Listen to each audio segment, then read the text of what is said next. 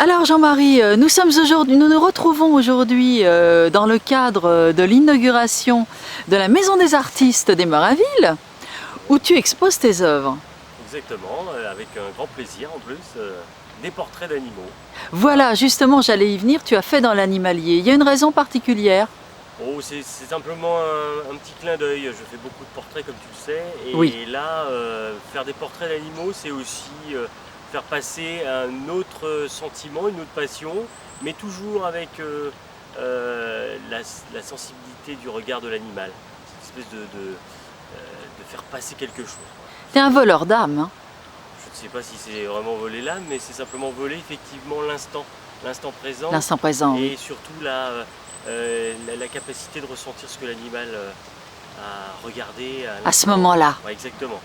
Comme le lion qui regarde au loin, la gazelle qui regarde avec une féminité superbe, et puis la girafe qui regarde au loin aussi, un peu derrière son rideau, derrière son arbre. C'est drôle. Il y avait les éléphants aussi. L'éléphant, le sage qui amène la troupe un peu dans la poussière et qui avance comme une famille. Je trouve ça sympa, voilà, tout simplement. Il y a eu un petit clin d'œil quand même au lion, parce que ça faisait quand même 2 lions côte à côte, hein. Oui, c'est aussi le clin d'œil pour tous les lions et les lionnes qui sont autour de moi. Et puis le lion, il est paisible et passible, mais en même temps, il est quand même là. Mais un lion sans une lionne, il ne ferait rien. Voilà, C'est exactement. Les deux sont complémentaires. Exactement. Alors, j'ai quand même envie, au-delà de cette exposition, une Parisienne va certainement suivre, et j'ai envie de parler justement de tes portraits humains, parce que récemment, à l'occasion de l'anniversaire de Michou, tu as fait son portrait, Oui. que j'ai Ah eu oui, le plaisir de lui remettre personnellement, et tu fais beaucoup de portraits humains et beaucoup de portraits d'artistes. Oui, j'ai une affection effectivement pour les portraits en général. Beaucoup d'artistes, parce que j'ai eu le déclic d'une très chère amie effectivement qui fait beaucoup pour les autres. Elle le partage vraiment et on travaille communément sur des actions. Et c'est aussi faire ressortir son âme différemment, montrer effectivement le regard et la perception par le regard. Et pour Michou, malgré ses lunettes, son Ah regard oui. était présent et la gentillesse de cet homme était là aussi.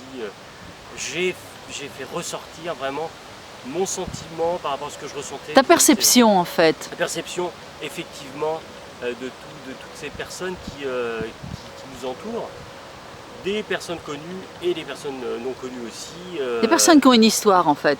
Voilà, exactement. Et en même temps, si je n'arrive pas à les capter, j'arrive pas à les dessiner, donc dommage. Oui, tant parce pis, que le regard est extrêmement important dans tous les portraits. On l'a vu récemment dans un portrait que tu as fait pour le magazine de Lorraine Bacal, oui, qu'on appelait le look. Et là, exactement. c'est tout dire.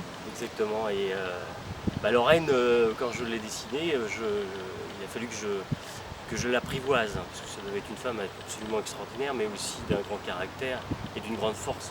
Et c'est là aussi, pour rentrer et pour faire ressortir le caractère sur un portrait, Faut l'habiter quelque part. l'habiter, tout à fait. Mm.